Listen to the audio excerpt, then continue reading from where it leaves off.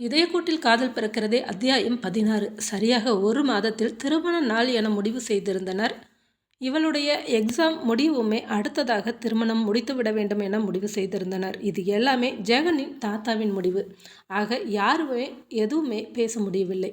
இவளுக்கு துளி கூட விருப்பமில்லை. ஆனாலுமே வேறு வழியில்லாமல் தலையாட்டி இருந்தாள். சரியாக திருமணத்திற்கு முந்தைய நாளில் திவ்யா நேராக இவளிடம் கோபமாக வந்து நின்றாள். நீ கூட என்னை ஏமாத்திட்டல, வாடி நீயாவது சரியான நேரத்துக்கு வந்தியே என தோழியை கையை பிடிக்க வேகமாக கையை உதறிவிட்டாள். என்ன திவ்யா, ஏன் இப்படி நடந்துக்கிற? பின்ன எப்படி நடந்துக்கணும்னு எதிர்பார்க்குற? நீ கூட என்னை முட்டாளாக்கிட்டல்ல.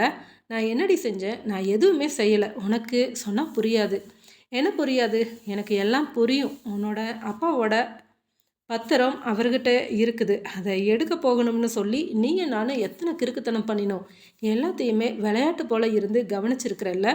கூடவே இருந்து என்னை ஏமாத்திட்டேல்ல. நான் அன்னைக்கு எல்லாம் எவ்வளோ டென்ஷனாக இருந்தேன் தெரியுமா? நீ அவனோட வீட்டுக்குள்ளே மாட்டிக்கிட்ட, எப்படி வெளியே வருவேன்னு பதறி அடித்து உனக்கு ஃபோன் பண்ணினேன். ஈஸியாக வெளியே வந்துடுவேன்னு சொல்லிவிட்டு கட் பண்ணிட்டேன். அப்போ கூட எனக்கு புரியவே இல்லை. அப்புறமா பார்த்தா லீவ் விட்டுட்டாங்க. ஏதோ எக்ஸாம் முடியவும் கரெக்டாக பத்திரிக்கையை கொண்டு வந்து நீட்டுறேன். மாப்பிள்ளை யாருன்னு பார்த்தா அதே ஜெகன். இங்கே வந்தால் ஆளுக்கு ஒரு கதை சொல்கிறாங்க. உனக்கு தெரியாது. உன்னோட அப்பா பார்த்ததும் என்ன சொன்னார் தெரியுமா?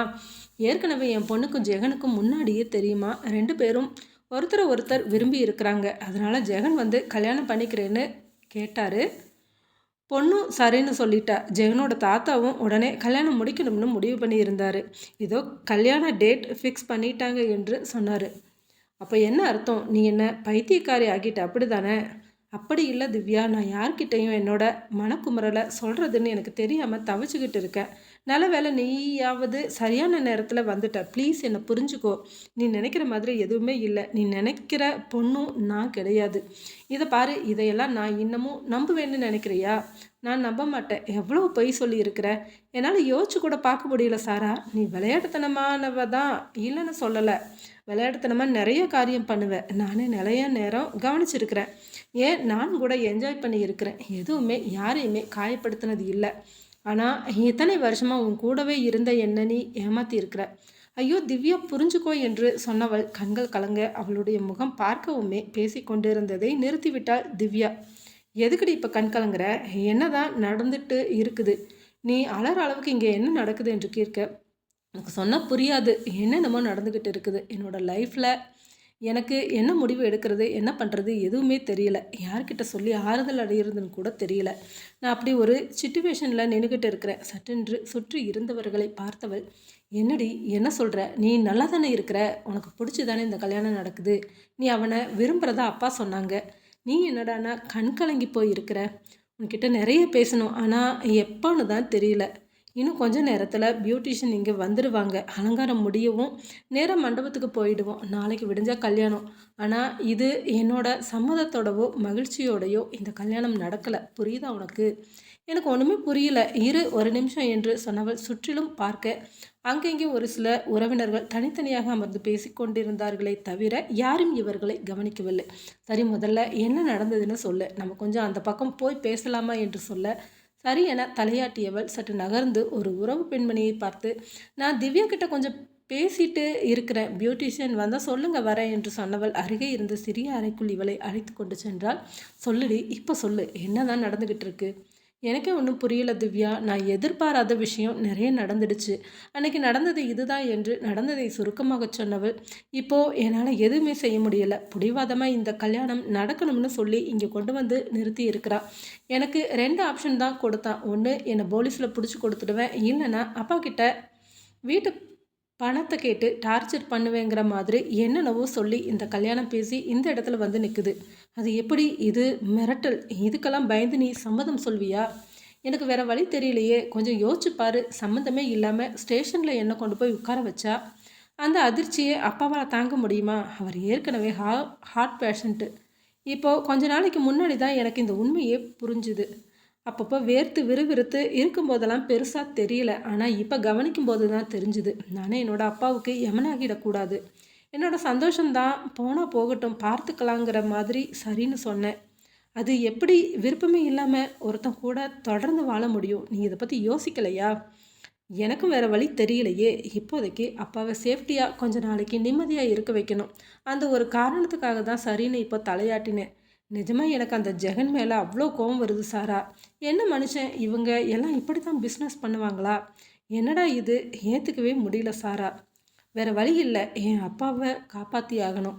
அப்பா ஆசைப்படுற இந்த வீடு அப்பாவோட கடைசி வரைக்கும், அட்லீஸ்ட் அப்பா இருக்கிற வரைக்கும் இருந்தாகணும். எனக்கு வேறு வழி தெரியல.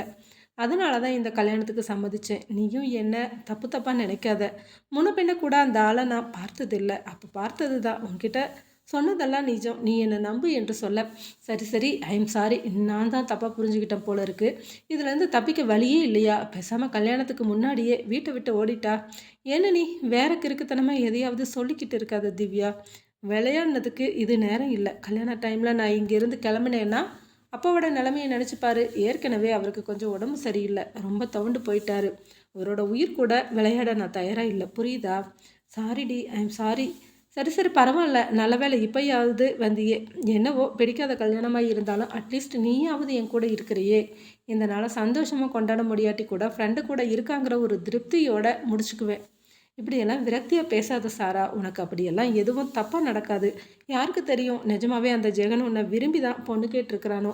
விரும்புகிற ஒரு மனுஷன் பிடிவாதமாக இக்கட்டான ஒரு நிலைமையில் நிற்க வச்சு மிரட்டியாக கல்யாணம் பண்ணுவான். இது கிட்டத்தட்ட ஒரு அக்ரிமெண்ட் மேரேஜ் மாதிரி தான். நிஜமாக இதனால் 2 பேரும் சந்தோஷமாக இருக்க போகிறதில்ல. கொஞ்ச நாள் வரைக்கும் அங்கே இருப்பேன். எனக்கு செட் ஆகலைன்னா நான் டிவோர்ஸ் வாங்கிட்டு வெளியே வந்துடுவேன். எனக்கு நிச்சயமாக அவன் கூட வாழ முடியாது. எனக்கு நல்லா புரியுது. இப்போ கொஞ்சம் யோசிச்சு பாரு. ஒருத்தன் மிரட்டி கல்யாணம் பண்ணினானா அது தானே முன்னாடி நிற்கும். அதை தாண்டி என்ன யோசிக்க முடியும்? நிம்மதியாக சந்தோஷமாக வாழணும்னு நினைக்கிறியா? முதல் கோணல் முற்றிலும் கோணல். அவன் மேலே எனக்கு என்றைக்குமே நல்ல அபிப்பிராயம் வரப்போகிறது கிடையாது. அப்புறமா எதுக்காக இப்படி ஒரு ஃபேக் மேரேஜ் நடக்கணும்னு எனக்கு தெரியலை. சம்திங் ஒருவேளை அவனோட தாத்தா ரொம்ப தொந்தரவு பண்ணுறாரோ, யாராவது ஒரு பொண்ணை கல்யாணம் பண்ணி ஆகணும்னு அதனால் இப்படி தேர்ந்தெடுத்தானோ எனக்கே ஒன்றும் புரியலை. எப்படி யோசித்தாலும் எனக்கு விட தெரியல. எனிவே எது எப்படியோ நடக்கட்டும். தலையாட்டிட்டேன். எனக்கு வேறு வழி இல்லையே. என் சம்மந்தப்பட்ட எல்லா ஆதாரமும் அவன்கிட்ட இருக்குது. இந்த வீட்டு பத்திரம் டாக்குமெண்ட் எல்லாம் அவன்கிட்ட இருக்குது. இப்போ அவன் கை ஓங்கி இருக்குது. அவன் சொல்கிறத கேட்டு தலையாட்டி தான் ஆகணும். இதெல்லாம் டூ மச் சாரா. என்னால் யோசிச்சு கூட பார்க்க முடியல. இப்படி கூடவா மனுஷங்க இருப்பாங்க? இதை விட மோசமாக நிறைய பேர் இருக்கிறாங்க. நல்ல வேலை நம்ம அந்த மாதிரி ஆட்களை சந்திக்கலை போல இருக்குது. நான் தான் தப்பாக முடிவு பண்ணிட்டேன். தினேஷ் மாதிரி இவனும் ஒரு லூஸாக இருப்பான்னு நினச்சேன். ஆனால் இப்படி நானே போய் வலையில் விரித்து நானே உள்ளே போய் விழுந்த மாதிரி ஆகிருச்சு. சரி பரவாயில்ல விடு, நடக்கிறது நடக்கட்டும், பார்த்துக்கலாம் என்று சொல்ல, அதே நேரத்தில் பியூட்டிஷியன் வந்து விட்டதாக குரல் கொடுத்தார் அந்த பெண்மணி. சாரா, பியூட்டிஷியன் வந்தாச்சு, சீக்கிரமாக வெளியே வா என்று சொல்ல வெளியே வந்திருந்தார். அந்த ஊரிலேயே பெரிய பியூட்டிஷியன் அவர். சிறப்பாக ஜெகன் ஏற்பாடு செய்திருந்தான்.